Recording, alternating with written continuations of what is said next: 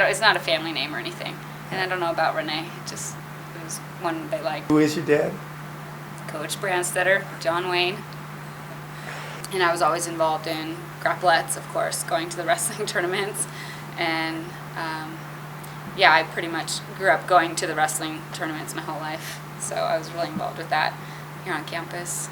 I don't remember ever not going to tournaments. So when we were babies, my mom would take us, and I know that when we would host tournaments here, my mom and Marianne Tretto she had 3 daughters and my mom had 2, and so they had to run the snack bar, and so they would set up our playpens in the snack bar, and so we would be babies in the playpens in the snack bar.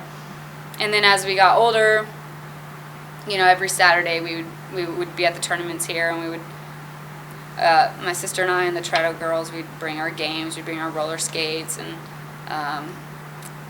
we'd roller skate all around campus. We would look for money so that we could buy candy, or we would look under the bleachers. Was always interesting, and just play games or bring our board games or dolls or whatever. And then when you started getting a little bit older, then we wanted to help in the snack bar. We wanted to sell the candy, and there's that time in there when everyone thinks you're too young to do it, and so you'd say, "Can I help you?" And they say, "Aren't you a little too young to be handling the money?" And I say, "No, I can do it." And so it took a while to actually be able to break that, and then we started working in the snack bar. That's hard for me to answer because since I grew up with it, I totally understand it, but I have had the experience of introducing some people to wrestling for the first time. If I bring a friend to watch it for the first time, it's funny to try to watch it from their point of view if they've never seen it before, because it does probably look really odd, and I'm sure they don't understand the scoring, but I try to explain the scoring, and I think it's pretty easy to follow once they get the basics of how to score, so I don't think it's that hard.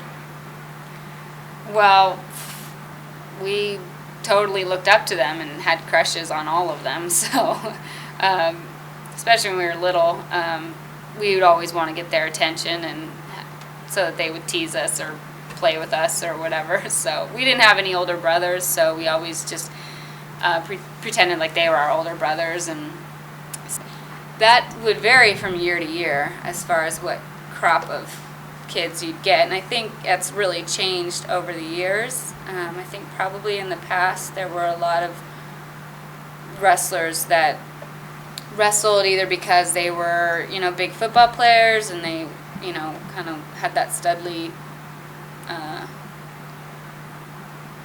aspect, and that they also would wrestle. And then there were also the guy that it used to attract, it seemed, a lot of guys that had a lot of problems maybe, or just that were kind of rough around the edges.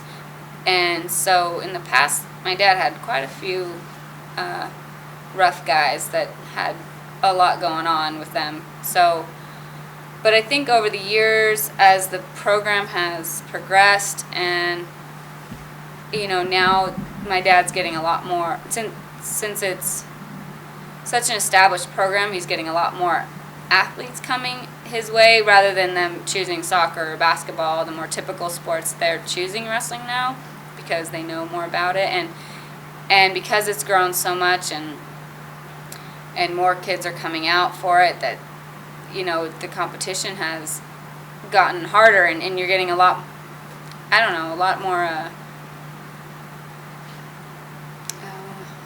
well-rounded guys out for the team. And I think my dad has a big part of that he's learned how to support these boys and get them to he tries to not just focus on just the sport and winning and all that, but he really focuses on the character of the individual and tries to make them better men, or in the future, and tries to get them to make right decisions and work towards a goal and all those kinds of things. So I think that those teachings really come out in the wrestlers now. A lot of the states wrestling's really big, and so But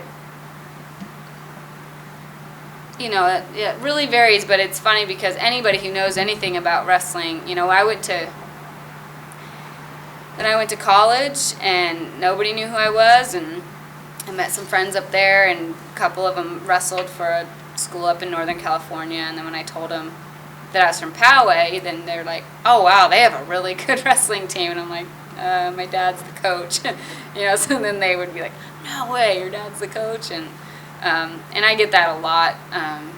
So anybody who knows anything about high school wrestling, they definitely know of Poway Wrestling, and especially across the nation.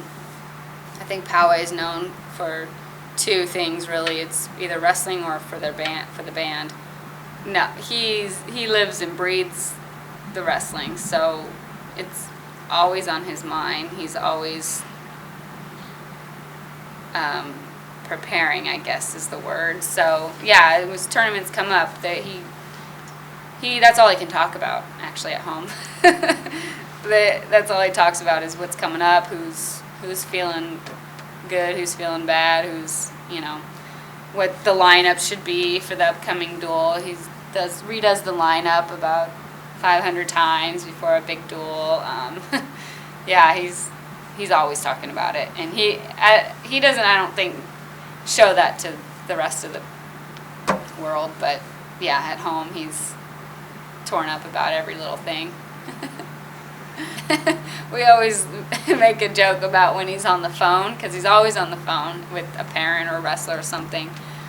And a lot of times when he's on the phone, he'll start eating something. Either I shouldn't be telling you this, but you know, he'll stand at the counter and he'll get out the ice cream out of the freezer and just start eating it out of the carton, of course, while he's on the phone.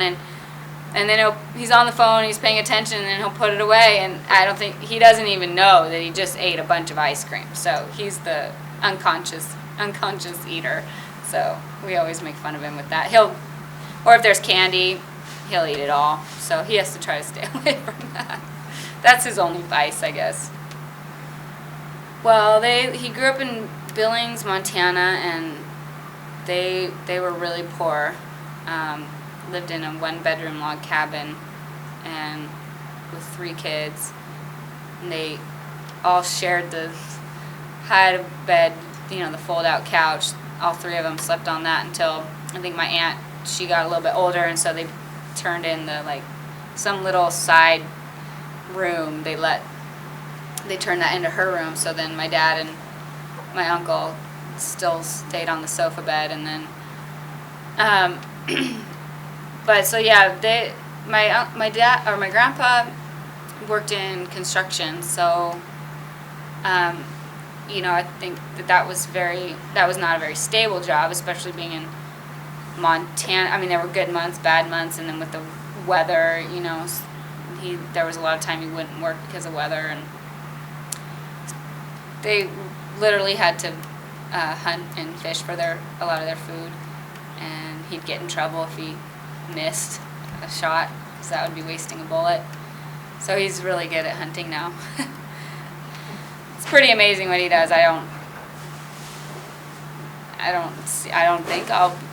can't imagine that I would accomplish anything like that in my life, but I know he didn't set out to accomplish what he's been able to accomplish. He just wanted to coach wrestling and try to win because he's really competitive, and then I just turned into this big career that I don't think he ever thought was possible, really.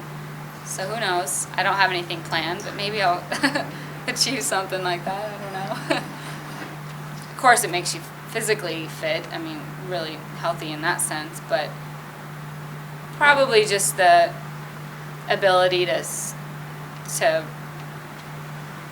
you know, dig deep within yourself and try your hardest when it's not really fun anymore and your body's hurting, and you know, it's just tough, and you just have to stick it out and do your best. And I think that, you know, the work ethic is the biggest lesson learned there. And you know, and when you work towards the goal and it pays off, and you know, they have a lot of champions, a lot of winners, and even the kids that don't win, you know, I think still feel like they've really accomplished something and been a part of something, you know, that they can feel good about, that they've achieved, even if they didn't win first place. It's still a big achievement, and they feel proud of that. So I think it's good for their self-esteem and for any hard things to come in the future, that they know that if they stick with it, they can do it. And I think that's probably the biggest thing. Okay. Thank you.